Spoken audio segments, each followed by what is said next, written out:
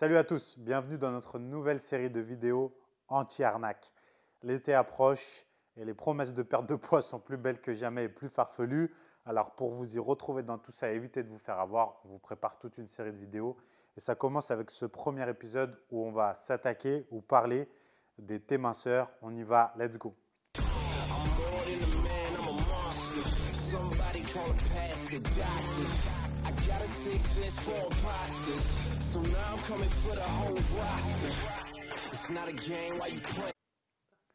Mais avant toute chose, n'hésitez pas à liker, à vous abonner, à partager et à commenter, bien sûr, que vous soyez d'accord ou pas d'accord. Le but, c'est de débattre.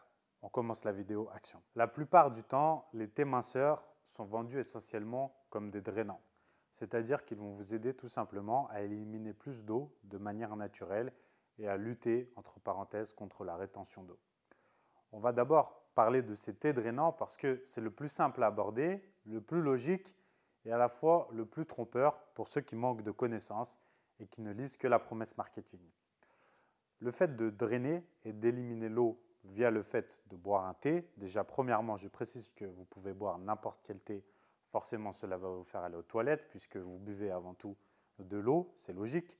Mais après, effectivement, certaines plantes de certains thés ou de certaines tisanes vont avoir un effet plus drainant et vont vous aider à aller plus aux toilettes. Parce que dans la phytothérapie, c'est-à-dire dans l'utilisation des plantes comme remède, comme traitement ou comme complément alimentaire, vous avez des plantes qui sont très efficaces pour l'élimination de l'eau.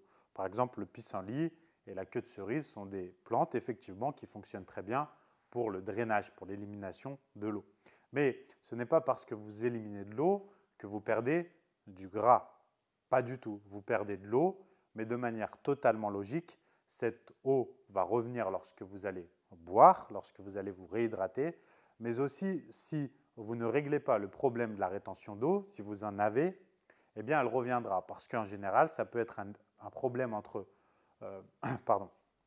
Parce qu'en général, la rétention d'eau vient soit du fait que vous avez du surpoids, beaucoup de gras. Si vous avez beaucoup de gras, vous avez de la rétention d'eau, soit de votre alimentation, excès de sucre, excès de sel ou absence de potassium. C'est un équilibre entre le sodium, donc le sel, et le potassium, qui est essentiellement dans les fruits et les légumes. Donc, par exemple, en diminuant votre consommation de sel et en augmentant votre consommation de fruits et légumes, vous auriez cet effet sur la rétention d'eau. Ou en vous hydratant plus, c'est aussi une balance entre est-ce que vous vous hydratez suffisamment ou pas assez. Il y a toujours un juste équilibre. Pour lutter contre la rétention d'eau, il faut consommer du sel, mais pas trop. Il faut consommer du potassium, mais pas trop. Il faut boire, mais pas trop.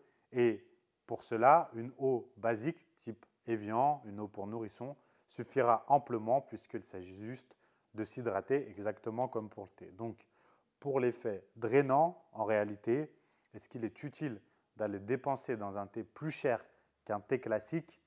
Non, pas vraiment. Après, la promesse ici n'est pas mensongère. Vous allez perdre du poids parce que vous allez perdre de l'eau, mais en aucun cas, parce que vous perdez de l'eau et parce que vous drainez, vous n'allez perdre du gras. En aucun cas, absolument pas. Si on enlève les thés drainants, la deuxième promesse de certains thés minceurs, c'est justement la minceur, la perte de gras, la perte de graisse via essentiellement l'activation du métabolisme. Effectivement, certaines plantes peuvent fonctionner pour ça. Je vous rappelle juste une chose, vous pouvez boire tout le thé du monde. La base pour perdre du gras, c'est d'être en déficit calorique, c'est-à-dire de dépenser plus de calories que vous n'en consommez ou d'en consommer moins que vous n'en dépensez. Sans ça, tous les thés et les compléments alimentaires du monde ne marcheront pas. Ensuite, dans la plupart de ces thés minceurs, dits perte de gras, perte de poids, eh bien, les plantes qui sont présentes dedans sont essentiellement pour le drainage, forcément.